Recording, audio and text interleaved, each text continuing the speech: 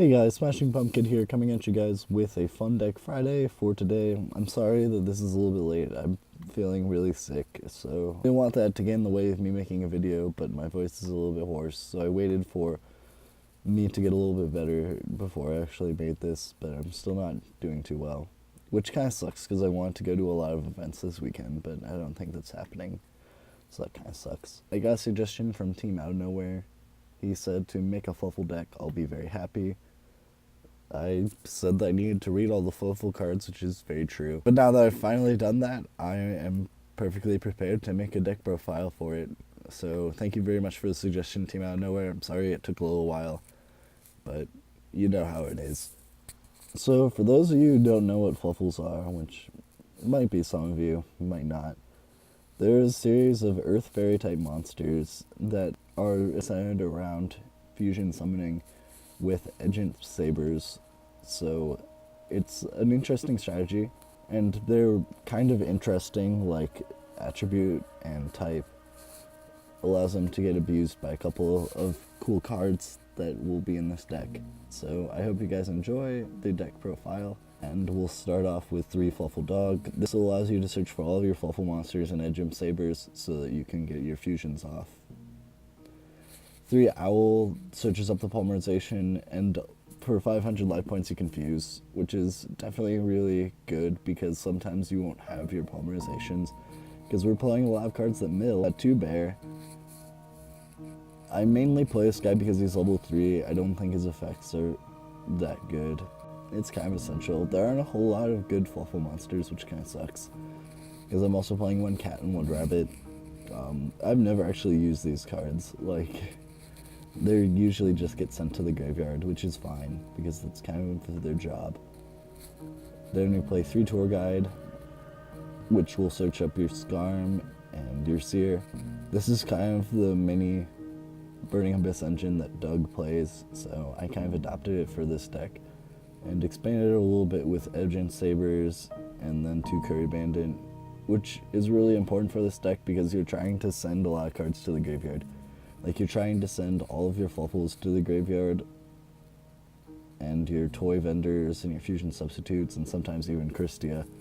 So getting this Curry Bandit to resolve is definitely important. Then we play 1 Redox. This will allow you to get reborn effects, which are nice. Most often for Christia, but sometimes Sabers is good. Bear can sometimes be relevant, or Owl.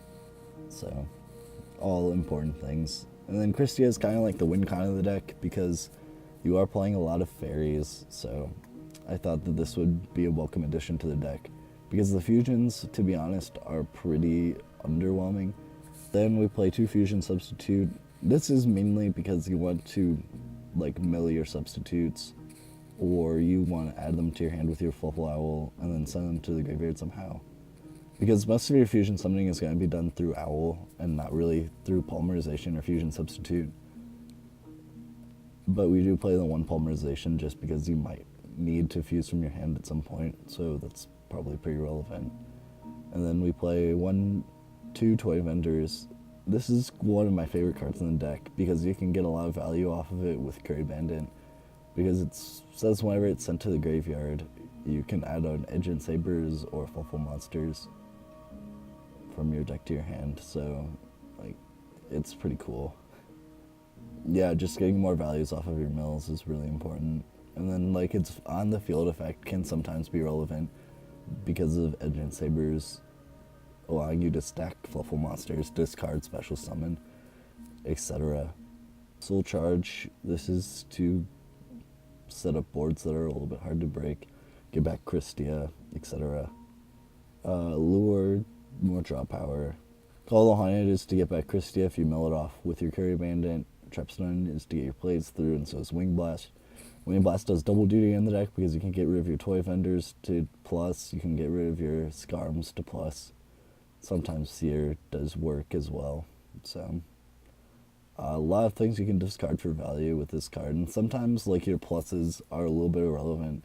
So like you are perfectly fine to like send fusion substitutes or polymerizations or one of your Fluffle monsters you add to your hand with Dog. So definitely good. And then Breakthrough is another graveyard-based effect, so it can put in work in this deck as well.